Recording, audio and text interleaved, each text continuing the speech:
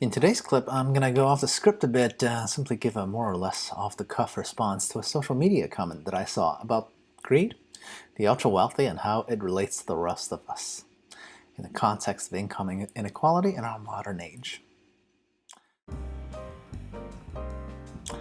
Hey, Zempak here, another day making a clip for the next day because I usually need a day to even do the oh-so-slight bit of editing that I do. Okay, so if you're here for one reason or another, comment, like, and subscribe, if you feel like it. So on my social media feed, I saw this comment that boils down to the following main points, right? Note, this is from a former coworker of mine that I occasionally have civilized disagreements with. Rare, I know, but it is possible if we're all talking like adults, right? So his main points are: 1. Why the ultra-rich, for example, used are the centi billionaires have so much greed. 2. That this level of wealth is disproportionate and sickening. And 3. That no American should have an entire country's worth of stuff while others suffer and eat their crumbs. Okay, I'm quoting the eat their crumbs bit. I'm actually not quite familiar with this type of phrasing, but I can guess its meaning based on context. Okay, so I want to address all of these one by one, right? So, on number 1. I'm pretty sure for most rich people, once they've gone past their needs and their family's needs, it's not so much that they need more money, it's more like they want to win against their peers or create a sense of legacy, right? Money just happens to be a byproduct of that process, right? So this image of rich fat cats hoarding all the dollars in a vault like Scrooge McDuck or whatever seems rather superficial. Obviously there are cringy fat cats in the world, right? Not saying that that doesn't exist, but if you look at someone like Bezos or Elon Musk, they could have stopped ages ago, right? But I'm pretty sure their dreams lie in space and being marked as a great man of history rather than simply some rich dudes. So I wouldn't say they're driven by greed for money at all, more for legacy, right?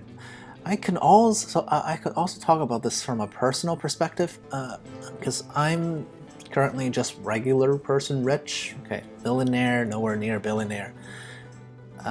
But look, I still buy store brand groceries whenever possible, and yet as I aim to make more, it's not because I need it or want more luxuries in life.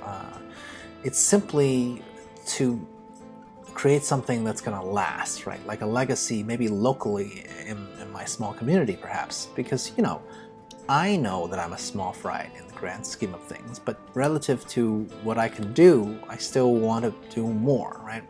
And money possibly will be a result of that, right? Maybe you could see that in this channel. Obviously, this channel makes no money at the moment, but I want to keep working on it maybe for a decade, and in a decade's worth of work, maybe it will make some money, right? Number 2, the disparity between the super haves and most of us, which are the have-nots, is great, right? But to me, money is a measurement of value to the society at large, okay? Of course, everyone has value, right? I'm not saying like poor people don't have value. That's not true. But how much money you end up having is really a representation of your value, not intrinsically, but relative to the society you actually live in, right? What I mean is, like, look at the example of discrepancy, say, between the status of teachers in the US versus South Korea, right? They're not well paid here, but over in South Korea, they can even achieve celebrity levels of stardom for teachers. Why? Because one society values the profession much more than the other, so the pay is very different, right? Now, back to comparing regular Joes to the super rich. Now, I want to point out that the super rich, especially people like Bezos and Musk, are that way because of consumers, right? Which are regular people like us. If one really objected to these two's skyrocketing net worths, their centibillionairedom, that's easy to fix, right? Just stop using Amazon or buying Tesla cars or shares for either company, right? And convince everyone you know to do the same. Now, if enough people commit to that, their net worth will drop accordingly. And yet, we as consumers, you know what we did? We voted with our dollars, right? They're this rich because we, as a whole, are too lazy or not willing to pay more for the same goods from a smaller enterprise, or simply, we're not willing to stop drinking the Kool-Aid from these futuristic visions of these entrepreneurs slash what I would call like the new prophets, right? So we buy into their system, and that's why they're rich, right? Not like since day one. Look at the history of Amazon, right? When you think about it from the beginning, it was a online bookstore. Like, who cares about bookstores, right? But over time, as they sold more varied products, we bought more varied products, and now they feel like the company feels indispensable, right? So it's hard to cut Amazon out, and that's the type of value that they bring to the world.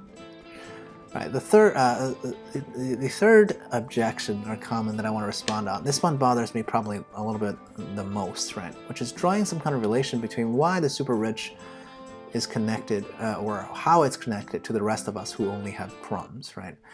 I mean, don't we all aim to have more, whether it's money, status, or knowledge? So does it matter to me if someone else has like a lot more of any of these listed than me at the current moment?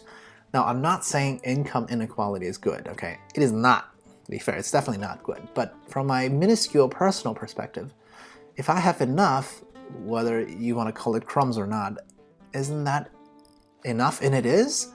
Do I look at those with more and think, well, I didn't earn what they did, but they should give it to me because that would be more fair? I mean, the reality is, at least in the US, even the lower classes have access to levels of comfort and technology undreamt of in ages past, and even compared to most contemporaries around the world, right?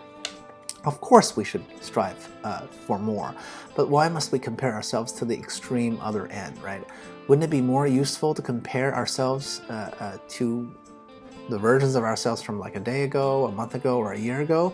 So as long as we're doing better and better, isn't that enough? Like, does it bother me that someone else is increasing at a faster pace? I mean, I don't know about anyone else's experiences personally, as I struggle my way up the income ladder, for instance, right?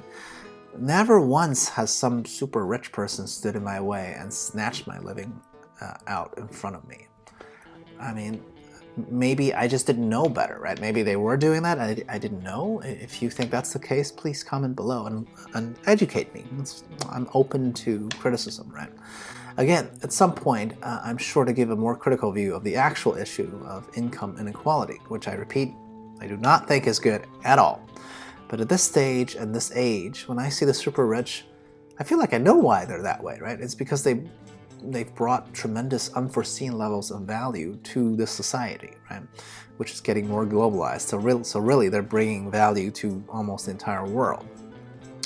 So instead of concentrating on why they have so much, why wouldn't we concentrate more on ourselves so that we can individually all bring more value to the world? And if we do that, I'm pretty sure the money will follow. Okay. Thanks for listening. Check out some other clips on the corners if you'd like. Cheers.